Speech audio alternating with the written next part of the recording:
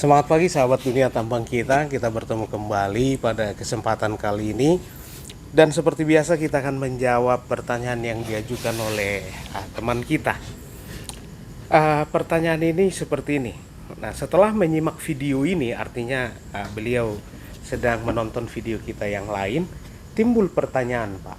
Kalau MA dan PA adalah KPI-nya orang pelan, MA dan PA KPI-nya orang pelan, lantas bagaimana bila kasusnya adalah spare part tidak tersedia di site dan harus order lewat HO?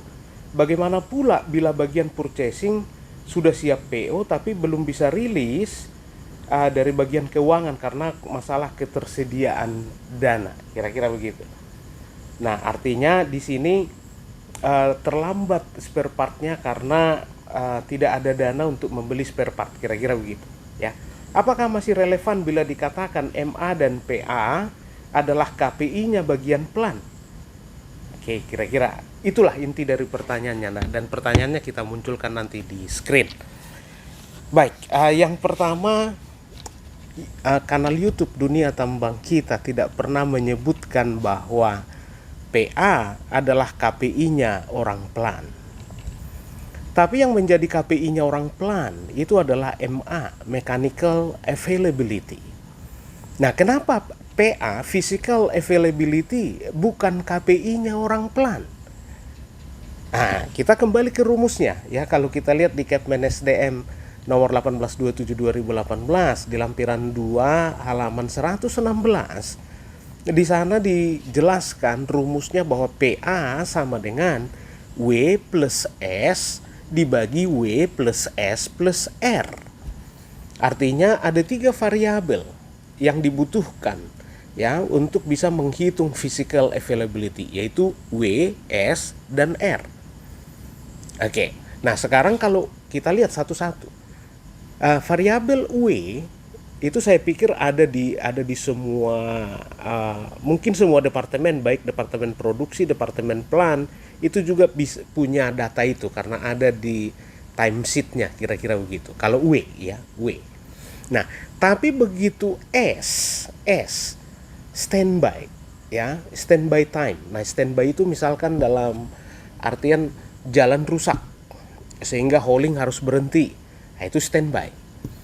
Atau tiba-tiba lagi ngangkut batu bara, tiba-tiba stok batu bara di ROM habis, sehingga dump truck harus parkir dulu, nunggu di ROM.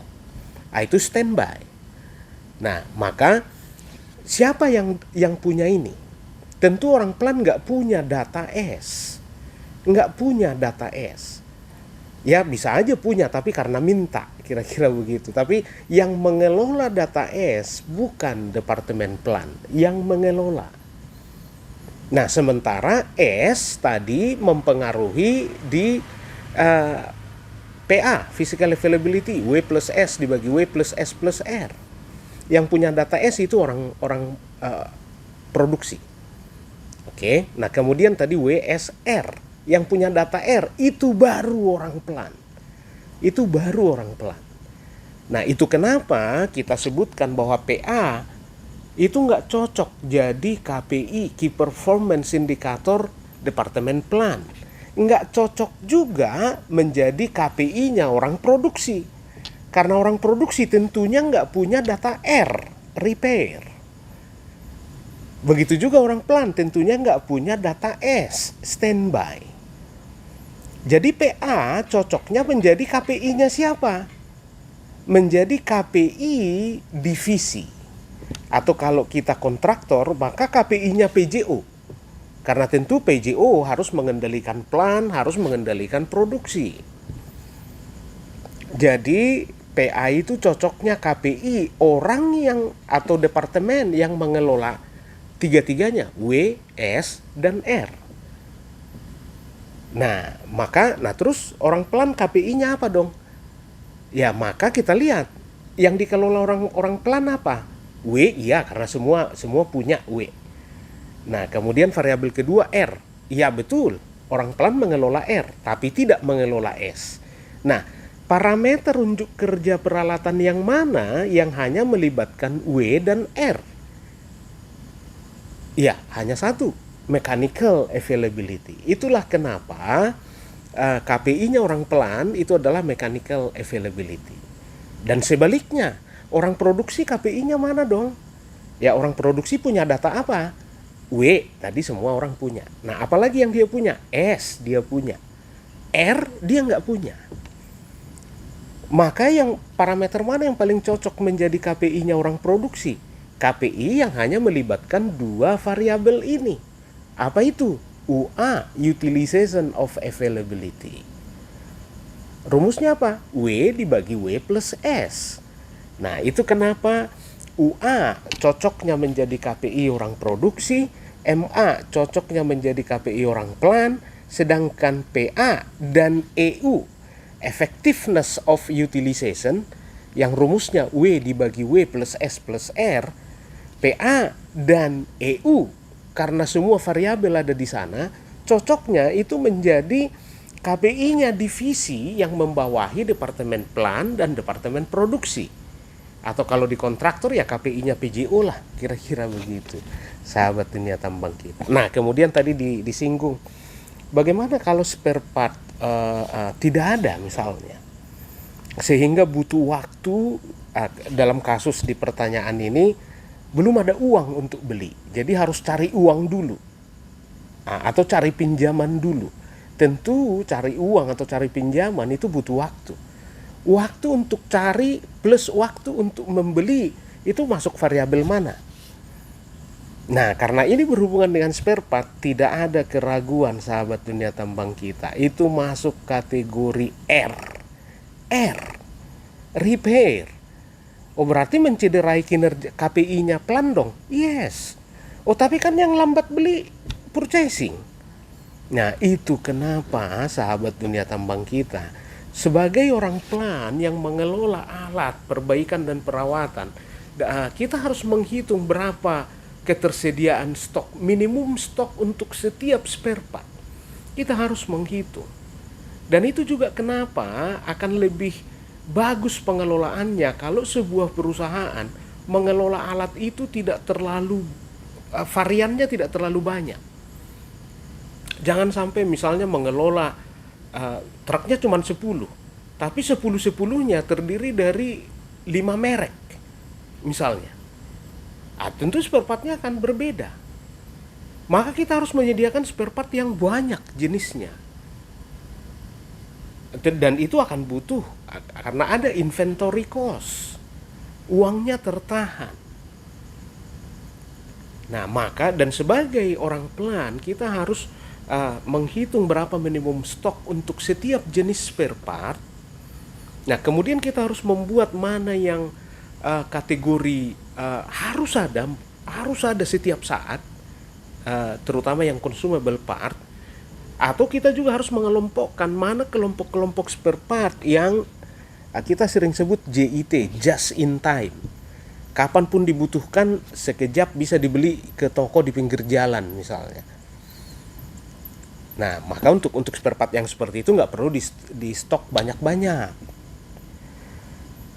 Itu yang kedua. Oke, selain tadi kita membuat menghitung berapa minimum stok untuk tiap varian spare part, kemudian yang kedua kita mengelompokkan mana yang harus selalu ada, mana yang just in time. Yang ketiga, kita harus menekankan ke purchasing. Purchasing ini nggak boleh nggak ada. Oke, itu upaya kita. Jadi jangan berserah saja kalau purchasing misalnya selalu mencari yang lebih murah sehingga membutuhkan waktu lebih lama. Ya, ini harus kita jelaskan ke mereka. Itu orang plan yang mengupayakan, yang menjelaskan, menekankan. Ini harus, kira-kira begitu. Lah kalau misalkan, sudah Pak, sudah dijelaskan, tapi memang purchasingnya bandel. Harus beli ke toko adik iparnya. Padahal adik iparnya sedang nggak punya stok tokonya. Maka nunggu punya stok dulu. Ya, itu berarti kita kurang berupaya. Orang pelannya kurang mengejar, kira-kira begitu. Jadi harus rewel karena itu kinerja orang pelan. Oke, karena kalau nggak masuk kinerja orang pelan, masuk kinerja siapa? Waktu yang terbuang menunggu spare part itu mau dimasukkan ke mana? Mau dimasukkan ke S. Nanti orang produksi rame-rame demo. Karena begitu masuk ke S akan menciderai kinerja dia. UA pasti rendah karena UA sama dengan W dibagi W plus S. S-nya makin besar, UA-nya makin rendah.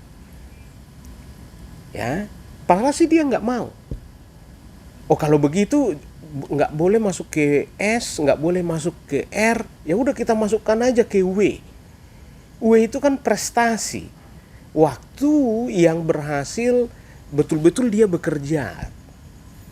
Ya tentu ya nggak fair kalau masuk ke W, nggak menghasilkan apa-apa kok, tapi kok masuk ke W. Gitu. Maka sekali lagi yang menjadi KPI-nya orang plan itu MA, KPI-nya orang produksi itu UA. Terus sedangkan PA dan EU itu menjadi KPI-nya divisi yang membawahi plan dan produksi. Itu clear. Dan waktu yang dibutuhkan untuk menunggu spare part itu tidak ada keraguan masuk variabel R. Masuk variabel R. Nah, kemudian di sini di pertanyaan ini disinggung lagi sama beliau. Ya, ada kalimat terakhir di sini. Bagaimana memodifikasi formula MA dan PA agar lebih objektif? Bagaimana memodifikasi formulanya? Jangan, nggak boleh dimodifikasi. Karena itu sudah peraturan. Ya, itu sudah peraturan Kepmen SDM 1827/2018 lampiran 2 halaman 116.